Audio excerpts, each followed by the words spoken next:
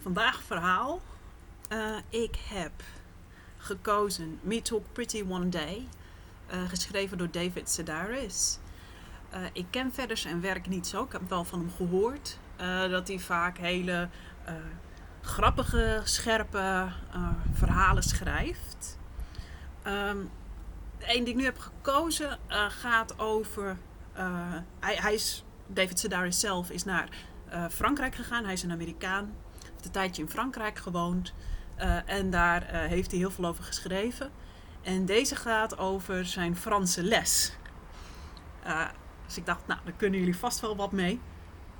En ik vond het ook wel leuk om weer een keertje iets grappigs te doen. Na het hele droevige verhaal over die engel en zijn vleugels vorige keer. Dus daar gaat hij. Even een slokje water, het is stuk bloedheet overal.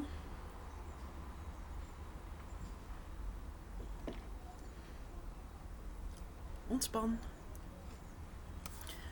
Me Talk Pretty One Day by David Sedaris. At the age of 41, I am returning to school and have to think of myself as what my French textbook calls a true débutante. After paying my tuition, I was issued a student ID which allowed me a discounted entry fee at the movie theatres, puppet shows and Festiland, a far-flung amusement park that advertises with billboards picturing a cartoon stegosaurus sitting in a canoe and eating what appears to be a ham sandwich. I've moved to Paris with the hopes of learning the language.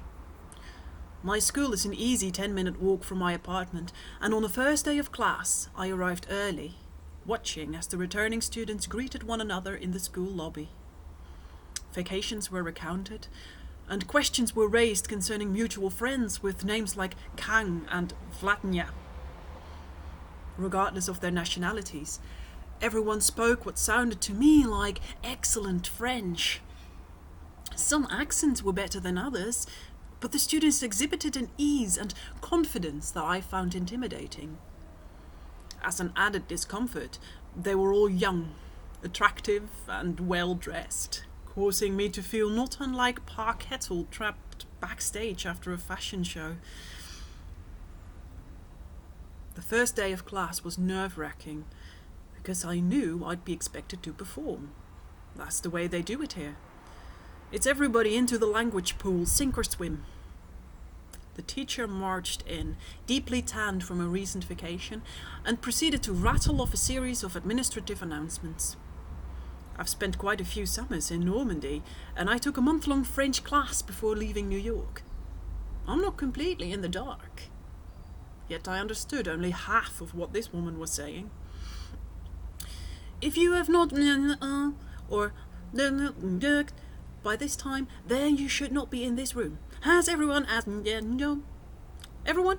Good, we shall begin. She spread out her lesson plan and sighed, saying, all right then, who knows the alphabet? It was startling because A, I hadn't been asked that question in a while, and B, I realized while laughing that I myself did not know the alphabet. They're the same letters, but in France they're pronounced differently. I know the shape of the alphabet, but I had no idea what it actually sounded like. Ah. The teacher went to the board and sketched the letter A. Do we have anyone in the room whose first name commences with an A? Two Polish Annas raised their hand, and the teacher instructed them to present themselves by stating their names, nationalities, occupations, and a brief list of things they liked and disliked in this world. The first Anna hailed from an industrial town outside of Warsaw, and had front teeth the size of tombstones. She worked as a seamstress, enjoyed quiet times with friends, and hated the mosquito. Oh, really? The teacher said. How very interesting.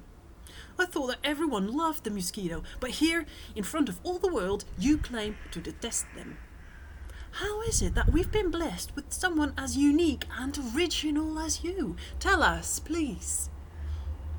The seamstress did not understand what was being said, but knew that this was an occasion for shame.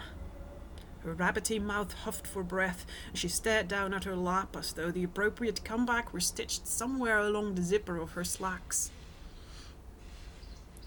The second Anna learned from the first, claimed to love sunshine and detest lies. It sounded like a translation of one of those Playmate of the Month data sheets. The answers always written in the same loopy handwriting. Turn-ons, Mum's 5-alarm chili. Turn-offs, insecurity and guys who come on too strong. The two Polish Annas surely had clear notions of what they loved and hated. But like the rest of us, they were limited in terms of vocabulary, and this made them appear less than sophisticated. The teacher forged on, and we learned that Carlos, the Argentine bandoneon player, loved wine, music, and, in his words, making sex with the womans of the world. Next came a beautiful young Yugoslav who identified herself as an optimist, saying that she loved everything that life had to offer. The teacher licked her lips, revealing a hint of the sauce box we would later come to know. She crouched low for her attack and placed her hands on the young woman's desk, leaned close, saying, "Oh yeah? And do you love your little war?" While the optimist struggled to defend herself, I scrambled to think of an answer to what obviously had become a trick question. How often is one asked what he loves in this world? And more to the point, how often is one asked and then publicly ridiculed for his answer? I recalled my mother, flushed with wine, pounding the tabletop one night, saying, "Love, I love a good steak cooked rare, I love my cat, and I love..." My sisters and I leaned forward, waiting to hear our names. "Tums," my mother said. "I love Tums." The teacher killed some time accusing the Yugoslavian girl of masterminding a program of genocide, and I jotted frantic notes in the margins of my pad. While I can honestly say that I love leafing through medical textbooks devoted to severe dermatological conditions, the hobby is beyond the reach of my French vocabulary, and acting it out would only have invited controversy. When called upon, I delivered an effortless list of things that I detest: blood sausage, intestinal plates, brain pudding. I'd learned these words the hard way. Having given it some thought, I then declared my love for IBM typewriters, the French word for bruise, and my electric floor waxer. It was a short list, but I still managed to mispronounce IBM and assign the wrong gender to both the floor waxer and the typewriter. Teacher's reaction led me to believe that these mistakes were capital crimes in the country of France. "Were you always this Palinsatinese?" she asked. "Even if I don't knows what a typewriter is feminine." I absorbed as much of her abuse as I could understand, thinking, but not saying, that I find it ridiculous to assign a gender to an inanimate object, which is incapable of disrobing and making an occasional fool of itself. Why refer to Lady Crackpipe or Good Sir Dish Rag, when these things could never live up to all that their sex implied? The teacher proceeded to belittle everyone, from German Eva, who hated laziness, to Japanese Yukari, who loved paintbrushes and soap. Italian, Thai, Dutch, Korean and Chinese, we all left class foolishly believing that the worst was over. She'd shaken us up a little. Surely that was just an act designed to weed out the dead weight. We didn't know it then, but the coming months would teach us what it was like to spend time in the presence of a wild animal, sometimes completely unpredictable. Her temperament was not based on a series of good and bad days, but rather good and bad moments. We soon learned to dodge chalk and to protect our heads and stomachs whenever she approached us with a question. She hadn't yet punched anyone, but it seemed wise to protect ourselves against the inevitable. Though we were forbidden to speak anything but French, the teacher would occasionally use us to practice any of her 5 fluent languages. I hate you, she said to me one afternoon. Her English was flawless. I really, really hate you. Call me sensitive, but I couldn't help but take it personally. After being singled out as a lazy no, I took to spending 4 hours a night on my homework, putting in even more time when we were sent an essay. I suppose I could have gotten by with less, but I was determined to create some sort of an identity for myself. David, the hard worker. David, the cut-up.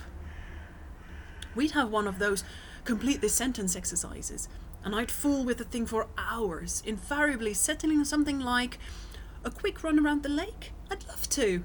Just give me a moment while I strap on my wooden leg. The teacher, through word and action, conveyed the message that if this was my idea of an identity, she wanted nothing to do with it.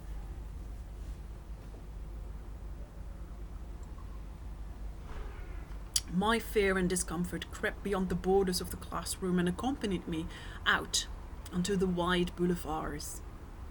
Stopping for a coffee, asking directions, depositing money in my bank account, these things were out of the question, as they involved having to speak.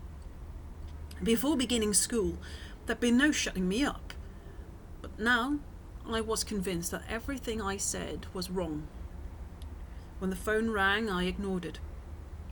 If someone asked me a question, I pretended to be deaf. I knew my fear was getting the best of me when I started wondering why they don't sell cuts of meat in vending machines. My only comfort was the knowledge that I was not alone. Huddled in the hallways, making the most of our pathetic French, my fellow students and I engaged in the sort of conversation commonly overheard in refugee camps. Sometimes me cry alone at night. That be common for I, but be more strong, you. Much work and someday you talk pretty. People start to love you soon. Maybe tomorrow, okay? Unlike the French class I had taken in New York, there was no sense of competition. When the teacher poked a shy Korean in the eyelid with a freshly sharpened pencil, we took no comfort in the fact that, unlike Hyun Cho, we all know the irregular past tense of the verb to defeat. In all fairness, the teacher hadn't meant to stab the girl. Neither did she spend much time apologizing, saying only, well, you should have been more. Over time, it became impossible to believe that any of us would ever improve.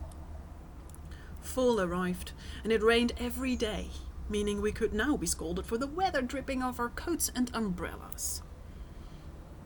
It was mid-October when the teacher singled me out, saying, every day spent with you is like having a cesarean section. It struck me that, for the first time since arriving in France, I could understand every word that someone was saying. Understanding doesn't mean that you can suddenly speak the language. Far from it. It's a small step, nothing more. Yet its rewards are intoxicating and deceptive. The teacher continued her diatribe and I settled back, bathing in the subtle beauty of each new curse and insult. You exhaust me with your foolishness and reward my efforts with nothing but pain. Do you understand me? The world opened up, and it was with great joy that I responded. I know the thing that you speak exact now. Talk me more, you, plus, please, plus.